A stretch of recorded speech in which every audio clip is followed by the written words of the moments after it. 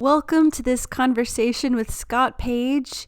He's a technology entrepreneur and a musician who's worked with Supertramp, Pink Floyd, and Toto. Let's do this!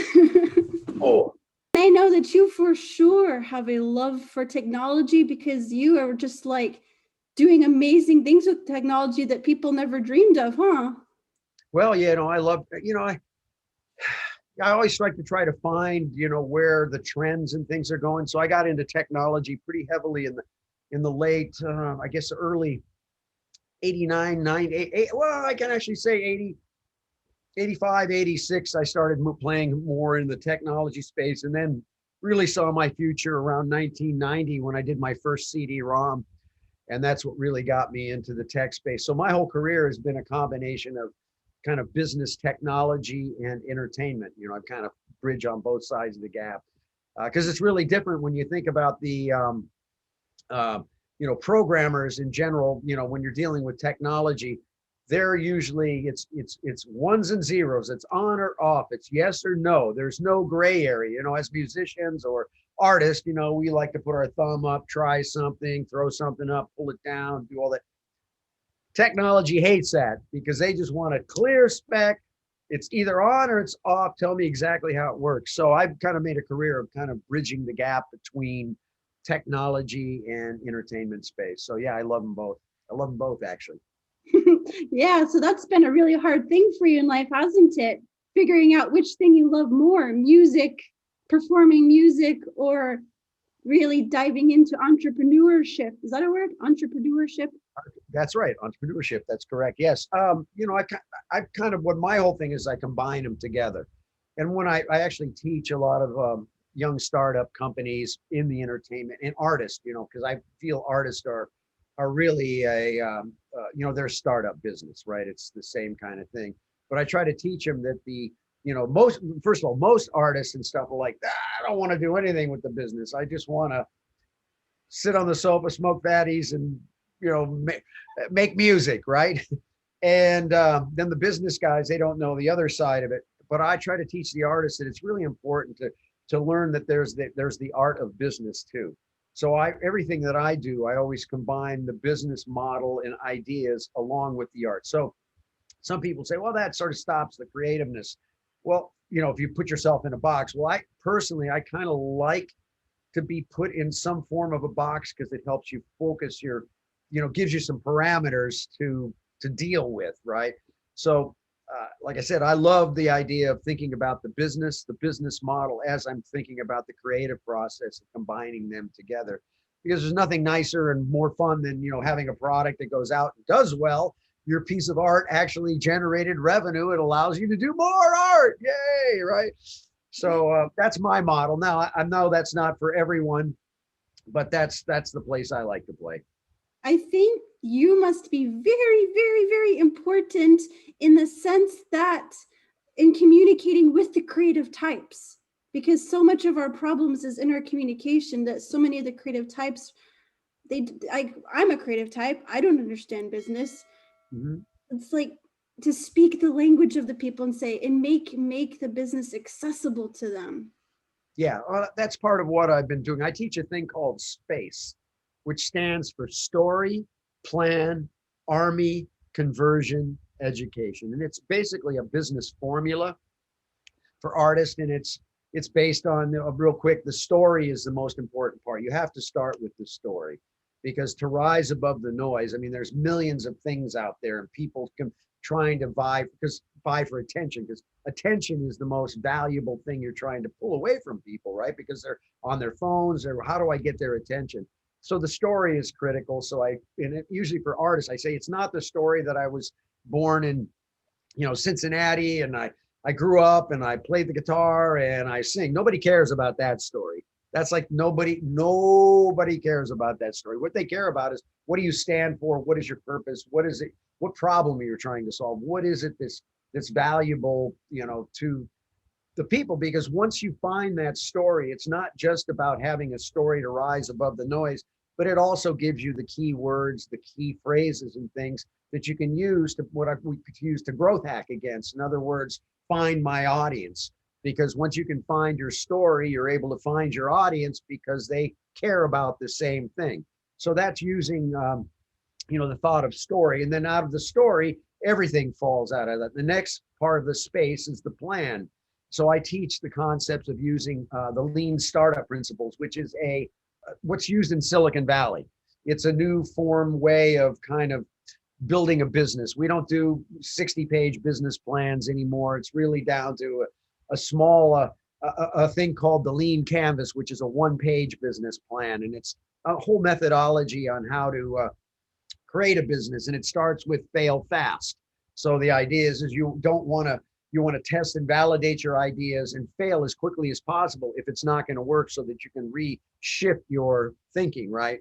So there's fail fast, don't run out of resources. So if you have $1,000 to spend on doing whatever you're going to do, don't go spend that money till you test and validate everything first, get strong business signals that it's going to work, and then you put the gas on it and use your money. And the last one of the big ones is, what is the smallest thing you can do to get the biggest bang for your buck?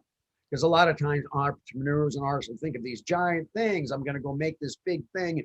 They spend all this time building this big idea, and then they find out nobody cares. And or they find out that they ran out of money and they just did too much. So, there's a thing called the lean canvas. Like I said, it's a 1-page business plan. Viewers can go look it up, lean canvas, and then just learn how to use that tool. And once you have that and you get your plan together, then you go for your army, which is your influencers, right? You want to focus on those people that are closest to you, because there's nothing better than having an influencer or someone basically talking about you as opposed to you talking about yourself. Because when you're trying to sell yourself, it's a little tough, right? I mean, it's easier when somebody else is saying how cool you are. Yeah. So your army is based on your influencers, then what I would call your super fans, the people that really care, right? So you want to build that base first, and that becomes your sort of hub. And then we get to the C, which is conversion, because unless you're converting, all this other stuff doesn't matter. So how do I convert fans into customers? Because if you're a business person and if you're an artist and you have fans, you need, and if you're trying to make it a business, if it's a hobby, that's fine. Then they're fans. If it's a business, you got to start thinking of them like customers. So how do I build trust with those customers and then be able to sell and things? And that's using conversion funnels and things. So the listeners can go out there and say, what is a conversion funnel? Just go to Google, the greatest tool you've ever had to learn from. You can find anything you want, right? And then after the conversion is education, because all the stuff I'm talking about, if you're not getting up every day and reading blogs and following thought leaders in the space that you're in and stuff, then you're not getting educated. And all the things I talked about, you can't do because you won't know what to do. So that's kind of my model, the space model. So I try to help them understand that and build business, to take their art and turn it into business. That is amazing. I can tell you've talked about that a few times. I talk about it a lot. Yes, it's something I talk a lot about. I actually taught that whole course thing over at USC, the University of Southern California here, Los Angeles. Yeah, I actually see myself, it's a vision that I've had for being a part of that puzzle. I just didn't know what the name of it was. Right. Because a goal and dream that I have is to help people with their YouTube channels, to show their personality, to develop those super fans by the power of vulnerability, to not be afraid of their personality, of people who've been told that they're too much, they're too much, they're too out there, they're too weird, they're too boring, whatever people have said that they're too much of, like that's their superpower. And to help people build their confidence to truly be themselves, show themselves. And I also edit for some YouTubers, and the thing that I do is help pull out their personality. That's great. It's so much fun. That's important, right? Remember, it's all about your story, your personality, and that's a big part of what you need to do, right? Yeah. Totally. So a big problem that a lot of people have is people wanting to figure out their story. They don't know exactly who they are. They don't know which passion to really hone in on. And something very funny that's fitting to this is I listened to an interview with you that you almost turned down the chance to play with Pink Floyd because you didn't think that they were a good fit for you with your musical style. It wasn't that. I just didn't know anything about them. It wasn't necessarily a good fit. I just didn't know. When I ended up playing on the record. I got called to do a session with Dave Gilmore. They called me up to come play on the record. So I went and played on the record, did the solo. But when I did it, I didn't really know much about the band at all. And then they called me a few days later to come join the band. And I was in the middle of some projects, and I said, well, Dave, let me think about it. So I called a friend of mine up, because when he called me up, he said, we're going to go out on the road. We're going away for 2 years. So if somebody says to me, hey, pack your bags, you're going to be on the road for the next 2 years, that's a big decision, right? And I didn't know anything about Pink Floyd at the time. So I called a friend of mine. I'll never forget. It was sort of funny. So I called Danny. So I said, hey, I played on this record for this band called Pink Floyd. He said, oh, dude, you played on a Pink Floyd record? I said, yeah, it was great. I put some solos on and all that stuff. And I said, wow. And then I said, the guitar player, David Gilmore, called you. David Gilmore called you? I said, yeah, he called me up and he said, hey, we're going out on the road. We're going to do this thing. Would you join the band? And I said, well, Dave, let me think about it, because I was in the middle of a big project. I was working on my own thing, and I didn't know when we go away for 2 years, big deal. So he said, dude, you have to do that gig. You must play with that band. And I said, wow. So I went to, I remember going to Tower Records that night and buying all the Pink Floyd records, coming home and listening to them. Because like I said, I didn't really know much about them. I remember I heard the name. Of course, I knew the name. And I knew a song, Have a Cigar. I think that was the one that I remembered, a Pink Floyd tune at the time. And so I listened to all this stuff, and I ended up taking the gig. And boy, am I glad I did. It was a very smart move. Very smart move. Yes. Indeed. Very thankful. Because I learned so much from that gig. I mean, I learned a ton from Dave Gilmore, who's my music guru. He's the master of melody. He taught me it's not what you play, it's what you say, right? That's like such a critical piece. It's like, because one thing about Dave's playing, which is so fantastic, is everybody, whether you're a musician or somebody, you can follow his solos. They're beautiful melodies. And, it's like if you listen to Comfortably Numb and you don't hear if you don't sing the guitar solo, it's almost like they left the words out, right? They're such a part of it. His solos are such iconic parts of all the Pink Floyd records. So he really made me rethink about how do I play, how do I think about music and stuff. So I really changed my style a lot because of him. I'm very thankful for that. Yeah. So it's just such a hard thing to know which opportunities to take and which passions to follow. Would you have anything to say into that? I love the idea of people saying follow their passion, right? I think that's great. But if I'm 5'4" and my passion is basketball, it's not really a good idea, right? So we have to be honest about our passions and also our abilities at some times of where we actually fit much. Now, it's wonderful. Again, if it's a hobby, then absolutely do go for because there's nothing more important than following your passion and feeling good about what you're doing. I follow mine every day. There's no question.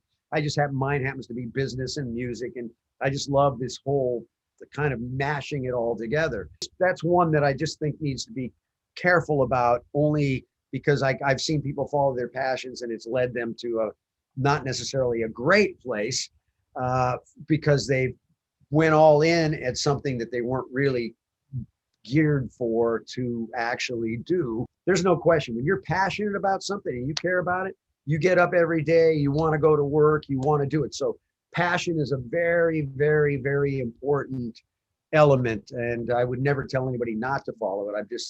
My suggestion is just you have to understand what is the overall thing that you're trying to achieve and whether it's a good fit. Now that makes me I'm a little scared even saying these things because I don't want to stop anybody from thinking that. It's all about the ride. So if you're having a good ride, it doesn't matter what you do, right? Yeah. You just have a good ride, right? That's all that matters. It's like the whole finding your audience thing. You can put just your story and your heart out there, but if it's not meeting any need and it's not what anyone's looking for, Well, then what happens is then you get more frustrated, it can make you unhappy, right? Because it sounds great. I'm doing what I really care about doing, but I'm not getting anywhere. And now I'm frustrated. And then it turns into something else, right? That's why I'm real big about, and when I say the ride, I really mean that. I mean, I'm because here's the deal, and I say this in every interview because I think this is one of the most important things that anybody, or if I can pass this on to anybody, this is so critical. Bottom line is the only thing real right now is you and me talking. Everything else is an illusion. Now, grasp that concept. What do you mean everything else is an illusion? Well, 2 minutes ago, you can't touch, you can't change, you have nothing, it's done. Whatever happened 2 minutes ago when we were on, it's over. 2 minutes from now, I can't touch either, really. It's really, the only thing is this present moment, and the only thing real is us talking. So this is reality. Everything else is mental stuff, right? So if we get all caught up on the end goal, like, okay, I'm going to start my business, I'm going to make millions of dollars, and this is the most important thing in my life, and I'm going to work, and then I start working towards it, and then the game changes, because that's part of the business, right? Maybe the model you were going after doesn't work or whatever. Now I start to suffer dramatically because I'm so invested in my mental dream of my goal that now I suffer. That's where all suffering comes from, is usually from this mental noise that we create based on thinking about the past and about the future and what if and all these things, when the bottom line is right now, what am I feeling? Am I anxiety? Do I have any anxiety, tension, or fear? No. If I have any of that, I'm identified with a thought, because I'm here in reality. I'm talking to you on this phone. There's nothing wrong. Everything's fine in reality, right? So I always tend to try to keep in reality and realize that that's the ride. This is the piece that really matters. The rest of it's all noise. So, and what I'm saying, it doesn't mean there's not things you've got to think about, you've got to deal with. But when you realize you can stay present enough to realize what's actually happening to you at this very moment is reality. The rest of it is an illusion. It's all in our mind. It's all created in thoughts. It's a dream. It's like we make it up. And that's where all the suffering comes from. So to me, it's like I said, all I care about is the ride. Every step that I take, I want to make sure that step is the best it can be right at that moment. If you do that, you stay in a much more you have much more control of your life, because when things start to go funky, you wake yourself up and say, well, where am I right now? Oh, okay, I'm okay. Everything's all right. I'm here and there's no lion chasing me. It's like I'm not freaking out. I don't need to freak out. Everything's okay right at the moment. When you do that, then you're constantly staying in a step where you're constantly aware of what is real. And once you do that, life changes, because then your goals are nice. You set them up there to do it, but you don't really care.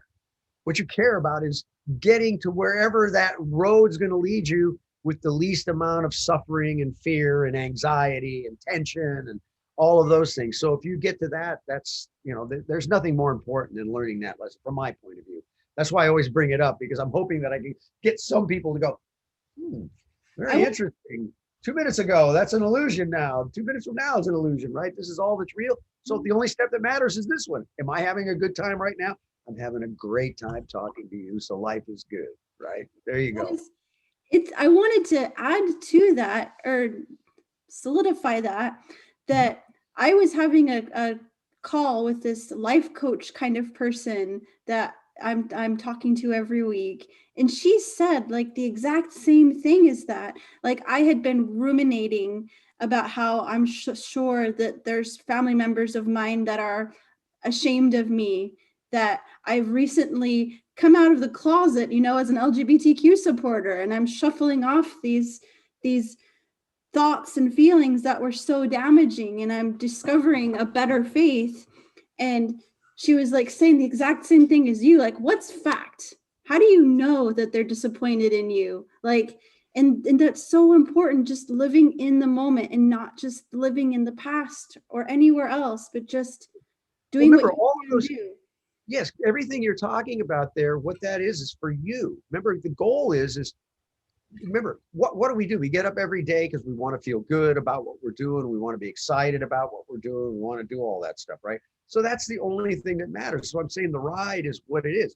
All this extraneous stuff that we create in our head to put labels and thinking about what other people are thinking and stuff, that's my problem, not anybody else's problem. because I'm the one creating that insanity in my own head because I'm making it up, right? Because even if they did, does it really even matter? Right? In reality, it doesn't really matter. That's really their thing. Your thing is to basically get to the point where you're just enjoying the ride and you love everything you're doing. You're thankful for when there's down, because that's where you lift yourself up. Remember, the moment you start to learn the upside of down, I call it, there's an upside even in the worst things that can happen to you. If you look deep enough, there's a seat of grace in everything, period. And so I constantly, when I get pounded, I'm like, okay, thank you. There's some lesson in here that I'm going to learn from this. It's going to be very valuable for me. And so then you're turning everything into you just don't take it as seriously. I mean, you realize that your issues are really ones that are made up in your head. Now, obviously, unless you're getting chased by a lion or something is happening, you're doing it.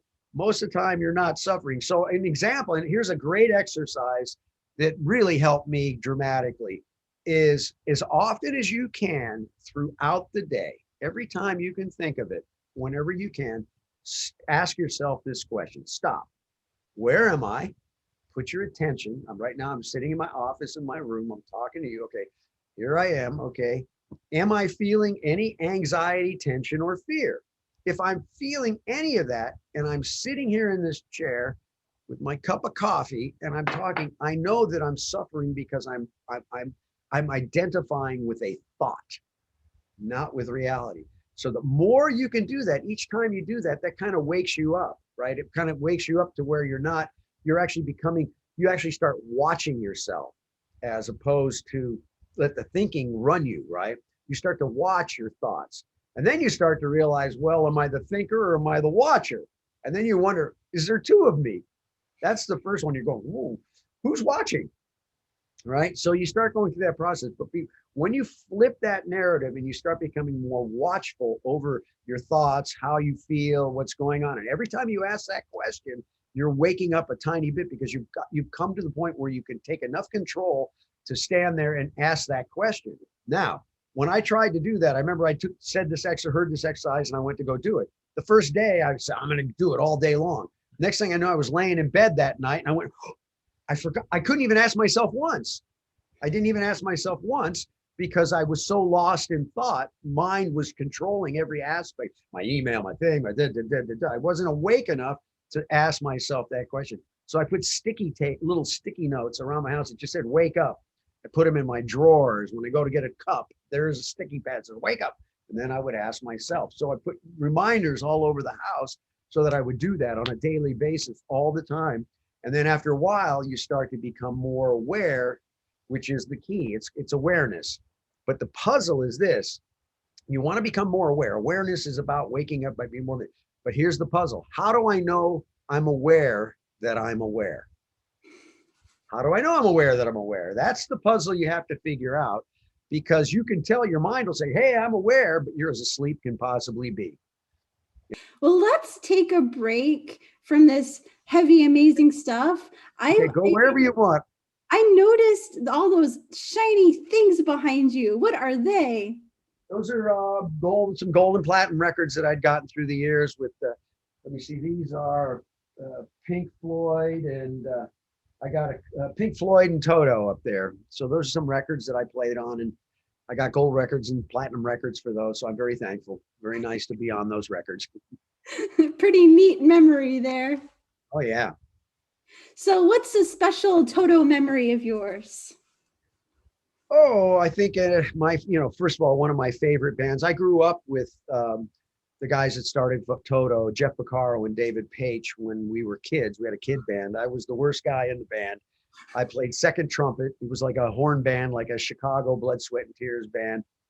And I wasn't even really going to be a musician. I was more studying to be an architect.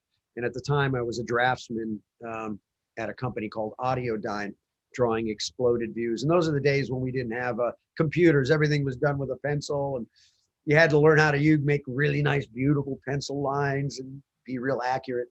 But I was doing that, and I got in the band because I studied. I was playing trumpet for my my dad was a musician, and so I kind of kept me going through the years, even though I wasn't that crazed about it, but I did it kind of for him at the time. And so luckily I ended up finally after years. I mean, I always tell this story too. It's so funny because I was drafting in this with the company, and then with this band was so good, we were winning all the battle of the bands. And I noticed that when we go to our gigs, there were a lot of girls in the front row. So as a young man, it changed my whole thing. I said, I think I'm going to be a musician. So I changed my whole model and decided. So I got out of that, and I used my drafting skills to become a music copyist so that I could be in the business. And while I was trying to teach myself, because I started studying dramatically like crazy. And but Toto, I think one of the most things is because Jeff Poraro is one of the greatest drummers of all time, and he took off when we were kids and became this incredible musician, studio, records, tours, took off. And so back in my mind, man, I want to get there one day, right? And Jeff Poraro, one of the things he has is really good time. I mean, his time and his feel is just like, it's crazy cool, right? It's really where the rubber meets the road with great drummers. It's their feel and their time. And so he's legendary. And finally I got called to go play with him. They called me up after I'd done a few tours and things like that. And so I got the call. So I was so scared because these are my heroes, right? These are my buddies from kid days. And finally, I've gotten to a point where they called me to come after studying and practicing. And I remember the first thing that happened, I studied like, when I got the call, man, I was 10 hours, I was learning the music. I was making sure I really was going to go, because I knew the day I walked in, I better be right on. Because first of all, those guys, as far as being musicians, are the musicians. They're some of the best ever, right? They're just incredible players. And so I knew I was going to be stepping into the game with some heavyweights there. So I'm all prepped. I'm all ready. I got all my charts. I get there. I get to the rehearsal. I'm getting ready. I think we're going to go start the first tune. And Jeff Poraro reaches over and he hands me a cowbell. And that was the first thing I had to do, was play cowbell. So he was basically seeing if my time was good. So I played the cowbell. Luckily, I eat, drink, sleep metronomes, and had one of the first Lynn drum machines. So I was a fanatic about time. So he was very happy, and that was how my thing. So I'll just never forget that, how I prepared for the thing, which I still needed to do after I played the cowbell. But walking in the room, and the first thing he did was hand me a cowbell to count off the first song. And I thought that was a kind of a fascinating story. There you go. That is a great story. So have you ever seen the Will Ferrell More Cowbell sketch on the Saturday Night Live? No, I have. I don't remember. But yeah, it was more cowbell. I remember him walking around cowbell, more cowbell. Just like, that's the thing. Yeah. I think that whole thing about living in the moment is a completely different, completely more understandable concept to a musician, because there's just something so special that happens when musicians are jamming and they're just feeling the music. You're right about that, about musicians, because, I remember when I was growing up playing in playing clubs, when I was in college and playing a lot of club gigs and things, that I used to tape myself every night, right? Just to critique. So I had my little cassette machine and my Sony Walkman Pro, and I'd take it to every gig and flip it on every night. And then in my car driving back, I'd throw it into the car and I'd listen to myself to see if I was flat, sharp, the notes I played, how did I sound, right? And critique myself. And then I remember over about maybe a 7 to 10 year period of time of doing this, I remember there was like a handful of times, like 5 or 6 times out of all of that stuff, I listened to myself play back and I could not believe it was me, right? I mean, I played stuff that I never played before. I had no idea where it came from. It just was incredible. And so that always made me like, wow, why was that so good that night? And what was it that happened? Well, later on, as I started getting more into taking this inward journey, like we were talking about, and started heavy meditation and all of that, and studying all the great teachings, the Quran, the Bible, Buddhism. I mean, I studied them all, like, because I wanted to understand that all the different, in which they all point to the exact same thing, right? This space of, and it's all goes to this thing of no mind, where there's no thought, right? And so I realized what happens when I was playing is I would get into a space when those times when I was really rocking and really playing, I wasn't thinking. Thought dropped. So, because that's through meditation, that's the whole goal. Every meditation, its goal, it doesn't matter, is to get to a point where you stop thought and then you actually see reality.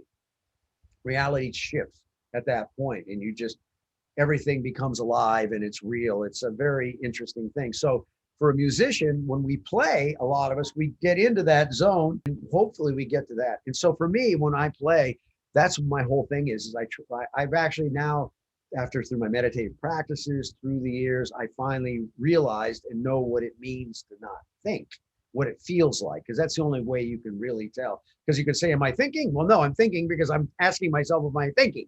Right? It's it's a mixed up thing. So, one of the things that I can do now, which I'm so thankful for, is I can actually stop thought. I can stop thinking. And when I play, it allows me to, what I say, get closer to the source or God or whatever you want to call this universal life force, however you want to deal with, whatever works for you. That's what happens. So I really now, when I go to play, it's all about dropping that space and just sort of surfing on top of everything and getting to that zone. And you're right, musicians, many of us have lucky enough to have tasted that, and it helps us taste it, because once you taste it, you never want to go back. I know that feeling of, am I thinking? Oh, yes, I am thinking. I'm aware of it. As an actor, I was a theater actor for 12 years with a traveling Christian theater company.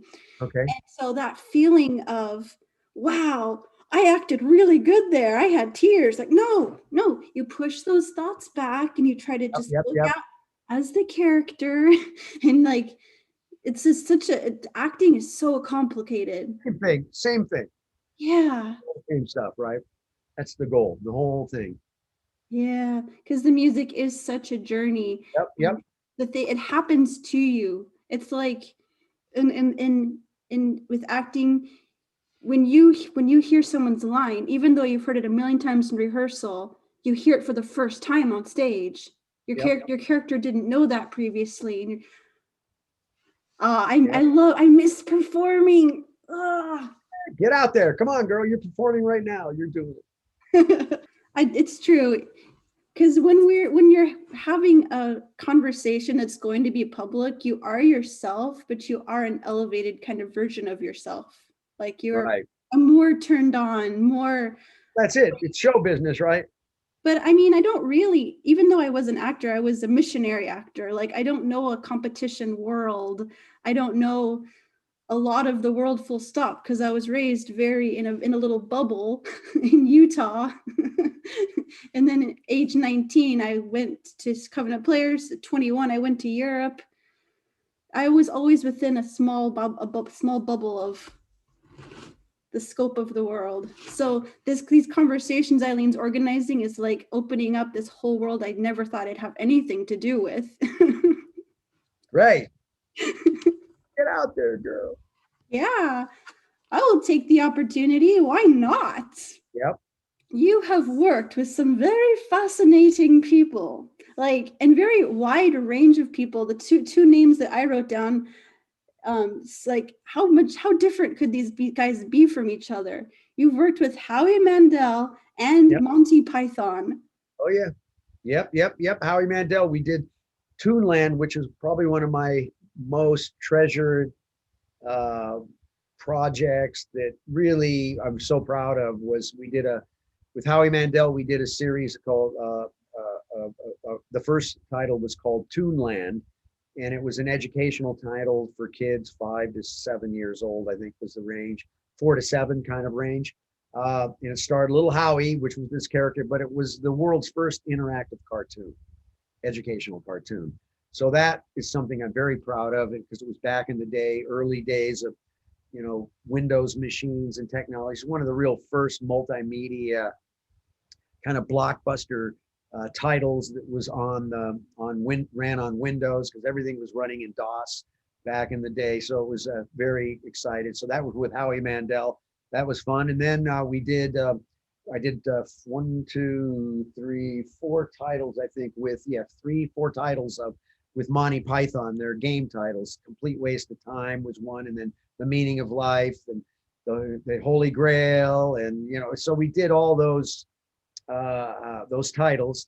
And so I got to work with the Pythons for many years and actually launched Python Line with them. And so, yeah, that was fun. So yeah, I worked with both those guys, incredible incredible people, and just, what a wonderful thing to be able to taste a little bit of what those guys are all about. Yeah. So do you have any interesting stories about Howie and the Pythons? Oh my gosh. Wow.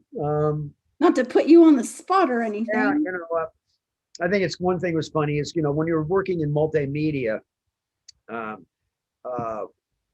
it's different because when you're trying to tell a story in a non-linear environment, because in multimedia or in technology, you've got all these branches, like, you could click on something, go this direction, so that tells a story different than going in this direction. And so you need to have a lot of alternate lines and things, because if the person goes this direction, then the story is told one way with dialogue and this. So I remember when we were doing Complete Waste of Time, and I was working really close with Eric Idle because he was doing a lot of the voiceover and stuff, that I would be constantly calling him up and going, because I realized we missed the line. We need another line, right? Because it was so new and, interactive storytelling. And so I was always calling him up going, Eric, can you just give me one more thing? Just one more. I need you one more, because he was getting kind of like, okay, get this done, would you? I mean, I'm tired.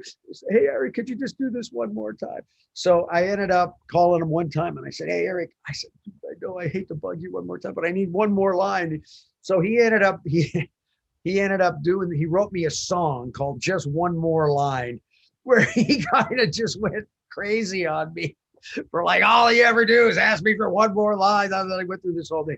So I was actually pretty funny. And I wish I could find that, because it would be just great to go see it, because I thought it would be great for my answering phone, my phone line. This is Scott Payton. Just one more line. But anyway, I don't know. I can't think of any other real incredible, crazy stories other than just, working with him was incredible, because Eric Idle is just, he's like a genius comedian. He's amazing. And Howie was, same thing, just such a talent, really, really incredible. That's so neat. I think, I had a thought and I lost it. Ugh. Oh, yes, I found my thought. Good. Where'd it go? It somewhere, but it came back. You should just, if you still have his number, you should just call him and just can I just have one more line? Yeah, there you go. Yeah, I'll call up Eric. I got one more. Yeah, that's funny. That'd be a funny bit. And then just do it every few years or so. Yeah, just keep him on his toes. So what are you working on right now? I'm very excited. I have a company called Think Experience, Think EX, EXP, and so we've been really focused on how to take it. What are the opportunities throughout, since this COVID thing is thrown all together, and so we're building a show called Livin', which is everybody wants to get back to living, which is rocking, laughing, tasting, giving, gaming. And it's a whole model of using live performance, a live show tied to streaming, but two-way streaming, taking advantage of the real time, how we bring fans in stream. And then we also have a delivery service where we deliver the experience to your house. So when you're watching it, we can share an example. But one of the things that's really come out of all of this is I've now partnered up with a company called Cosmic Wire. And we're really focused on the NFT space, which is non-fungible tokens, which some of you might have heard out there in video land. It's actually a non-fungible tokens, which are it's part of the blockchain and part of crypto, but it's the idea of, I don't know if you've seen all this art, the digital art that's coming out. So basically a non-fungible token is built onto the blockchain, where you can take a piece of art and tie it to the blockchain digital asset and make it a one of a kind, and it can never be changed. It's all will be the authenticated piece. Well, the entire world now is moving into the digital world. So everything physical is getting moved into a digital world, because we're now starting to put screens up on our walls to show our paintings and our collections. There's these places like Decentraland where you can go in and walk around in your avatar. And there's places that are being set up. So like Tesla's building a place you can go into, and you can, Nike, and they're like these virtual worlds where all these digital assets and stuff happen. Well, the concept of non-fungible tokens really it's really publishing. And so we're launching a whole series of non-fungible tokens right now, and they can be tied to anything. Well, one of the things we're doing, which can't tell everything, but we're actually going to be, we've made Eddie Van Halen's Ferrari into a non-fungible token. So we're actually going to be auctioning off the Ferrari, but we also scan the Ferrari, plus turn that into a 3D object so that it can be put into games and all that. And we're going to be auctioning that whole thing off as a non-fungible token. And we're doing a whole bunch of stuff. So art, but anybody that's an artist out there, anybody seeing this, you must understand what NFTs are, because it completely changes the landscape for every artist, every content creator. Everything you do it's a way of copywriting and basically managing your publishing of everything that you do. And it is, to me, is the most important new development that has happened that I've ever seen in my lifetime for artists and creators. It is a huge, huge deal. A lot of money is being made in this space right now, and it changes the complete landscape for every artist, content creator, film person, painter, musician, everything. So all I can tell you is go do a deep dive, start typing in what are NFTs, go to YouTube. So how do NFTs work? Type in these phrases, just start learning about this market, because it will change your life. It's the new business model. It's how you make money now. Can I do want to look this up, but how can this be used to help a YouTuber to make money? Same thing. Everything you do should be a non-fungible token, because what it does is when you do that, you actually turn it, everything from that point on becomes licensing, because in the blockchain, once you put the rules into the blockchain, the authorship and everything, it will authenticate that digital asset. That particular object is now that object, and you can't steal it, you can't change it. Whoever owns that particular object. Now people can copy it, put it out there, but it doesn't really matter, because you have the ownership of the copyright and you own the publishing on it. So now, let's say it's a piece of digital, like if I'm let's use an example. I'll just use an artist. Okay. Let's use this example. Kings of Leon released their last album as an NFT. They made 20,000 copies of it, and that was it. So there's only 25,000 or 20,000 of them that were authenticated and that were the actual originals that were put out. Everything else will be a copy. It'll be fake, but those are now real, and they're now in a tradable form. So it sits on a marketplace like OpenSea or Rarible or all these digital collectible marketplaces, and now they get traded.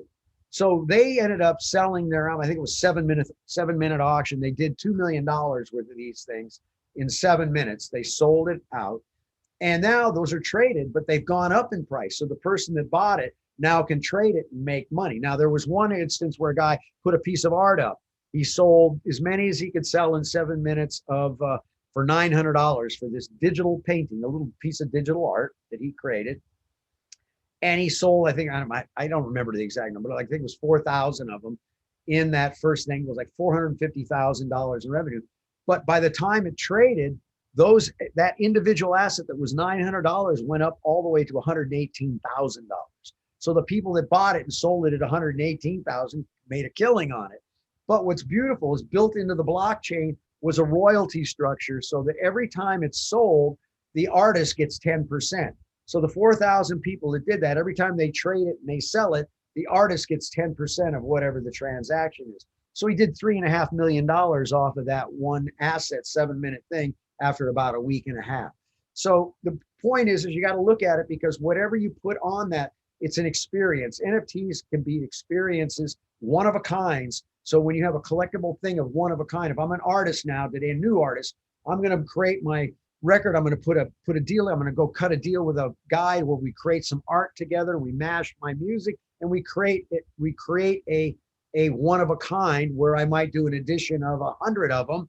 And those are each, $100 a piece, but it's my album plus the artwork. Now the fan that bought that, and that might only be, maybe you do 100 of them at $100 and that's it. But those go out in the marketplace. So now if I'm a young band and all of a sudden I'm the fan of that band and I buy this, I own this collectible. Now, if that band takes off, becomes you too, this thing that I bought for $100 is worth a lot of money now, right? So there's a real value in whatever you tokenize. And I mean, everything's going to get tokenized, everything. The entire thing, your food supply is getting tokenized. When the fish gets caught, it goes onto the blockchain. You can follow and track every aspect of where that food goes.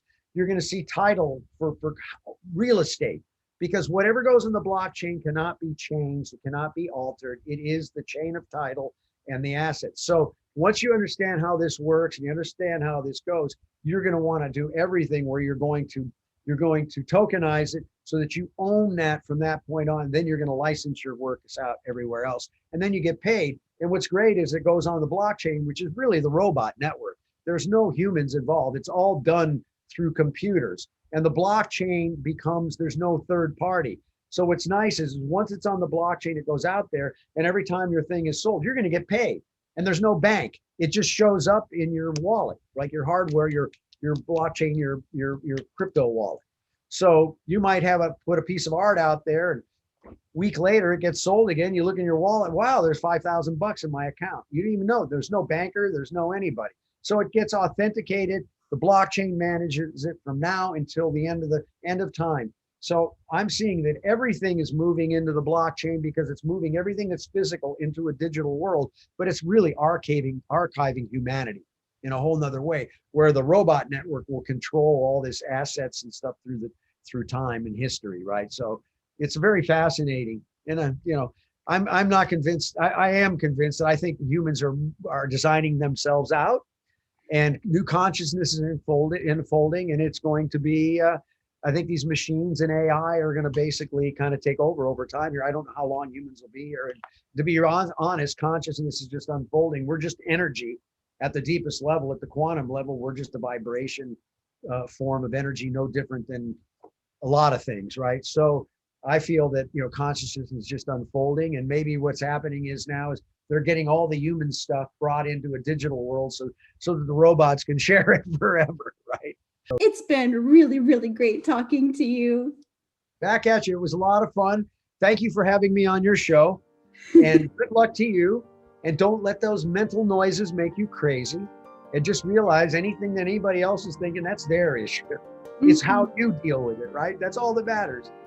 You just got to go. Remember, it's all about forgiveness and surrender, right? You just have to live in a state of forgiveness. That's all I do, because forgive for they know not what they do is just basically saying people are so lost in their thoughts, and so they don't know what they're doing. So we just got to forgive everybody, because everybody's doing the best they can.